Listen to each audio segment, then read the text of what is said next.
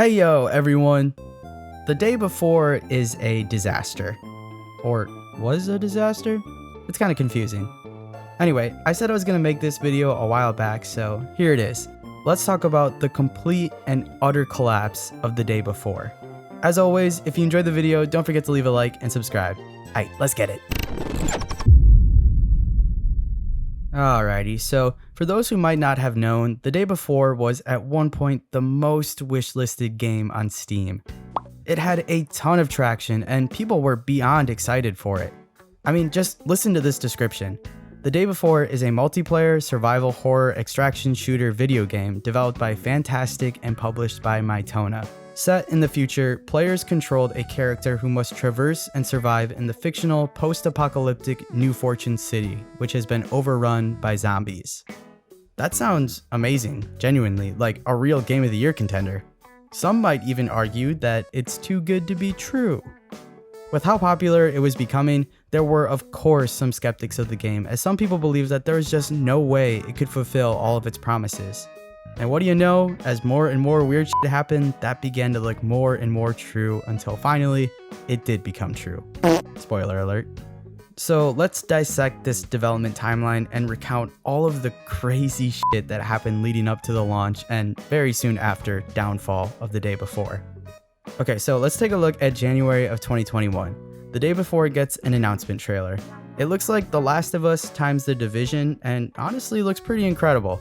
I understand why this became Steam's most wish-listed game. And a slated release date of June 2022. How exciting!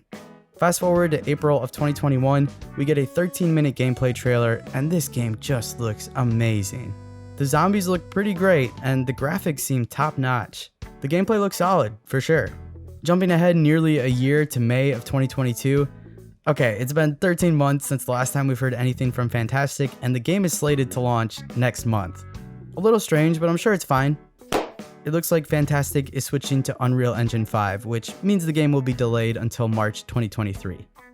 Okay, that's cool, I guess. Kinda weird that you waited this long to make that decision / tell us about it, but whatever. Then in June of 2022, Fantastic is supposedly using volunteer labor to make the game. Apparently, part-time developers weren't working for actual money, but instead for cool rewards, participation certificates, and free codes. What the fuck does that mean? You're not paying the people working on your game? Well, are you just picking developers up off the street? And just to make things simpler, Fantastic came out and said that full-time volunteers work for salaries. Wait a minute, that's a fucking job, not volunteering. At this point, skeptics were starting to doubt this game could even live up to its original trailers, much less its full potential as a zombie survival MMO.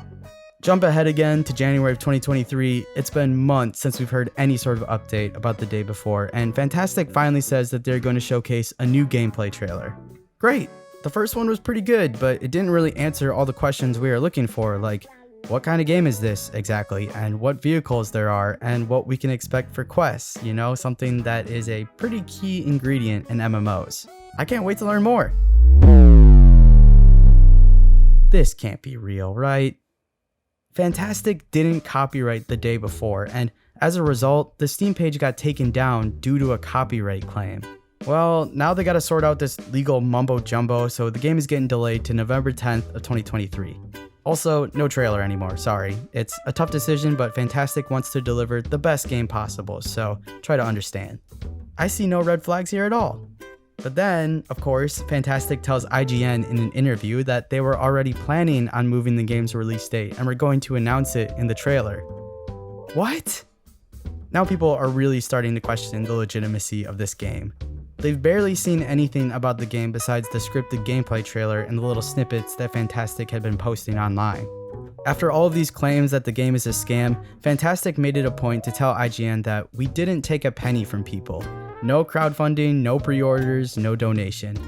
Yeah, that's instilling a lot of confidence, having to ensure your fans that you weren't just scamming them for the past 2 years. Soon, February of 2023 rolls around and bam! Fantastic actually drops a gameplay trailer. The 10-minute gameplay trailer wasn't exactly as big of a hit as Fantastic was hoping for though. Despite the fact that they were finally shitting out details about the game, fans weren't overly excited about what they saw. In a lot of ways, the trailer kinda slowed down the hype machine a bit. People saw the game as boring, an empty open world, pointless footage, and very few zombies. Well, I mean, when you put it that way, it sounds like the trailer did a pretty good job of encapsulating what the game's all about. People also pointed out that the trailer appeared to copy imagery from other game trailers like Black Ops Cold War. Fantastic countered with a tweet saying, "We all live in a time of disinformation. Anyone can say anything for views and everyone will believe it." Oh my god, who's in charge of their PR machine over there? Okay, fast forward to November of 2023 and the day before finally gets back on Steam. Unfortunately, at this point, this thing is really starting to go off the rails. Fantastic delays the game to December for early access and says that a full release will launch when the game is at the best version of itself. Which, you guessed it, never happened. Also, kinda weird, but they dropped another promo with what I'm pretty sure is just an AI voiceover with the most generic writing I have ever heard for a game trailer. The open world of the day before is beautiful and richly detailed. According to this IGN article, the script goes line for line with other trailers like Cyberpunk 2077 and Red Dead Redemption 2. Each weapon boasts unique characteristics, as well as realistic reload and recoil mechanics. Each weapon has unique characteristics, with realistic reload and recoil. Okay, see, now they're not even trying to hide the fact that they're blatantly copying other games and are clearly about to release a train wreck. December 4th, 2023, we are now a mere days from the launch of Early Access, and Fantastic decides to tweet an apology before the game launches.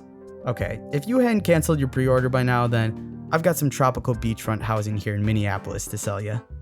Fantastic tweets an image titled Revelations from Fantastic, where they basically sound off on all of their haters and double down that the game is not a scam. It's not what they originally promised, but trust them, it's not a scam. It is 100% a scam. It's written in a way that gives off just this really major cringe, and honestly just sounds like a desperate attempt to save face before the reality of the situation takes place. God, I hate everything about this company, dude. This is what happens when you give a bunch of edgelords with no perspective on reality unsupervised creative freedom.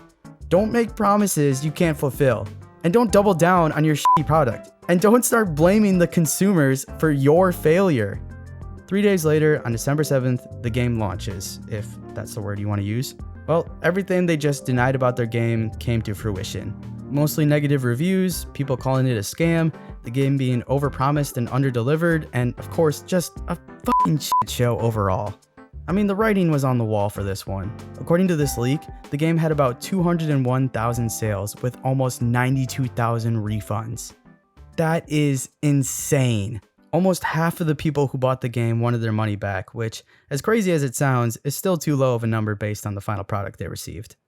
Not even a full week later, on December 11th, 2023, Fantastic announces that they're closing their doors. Apparently, the game didn't meet expectations. Yeah, what were your expectations? What did you think was gonna happen when you made a shit game? Fantastic claims that the commercial failure of the day before has left them without the funds they need to continue operations, so they're packing it up and calling it a day. But hey, don't you forget, this is not a scam. This is just an honest business model where a company sells lies to you and then slams the door in your face. In the statement, they reiterate that they didn't take any money from gamers. No pre-orders or crowdfunding campaigns. We worked tirelessly for 5 years, pouring our blood, sweat, and tears into the game. Look at this.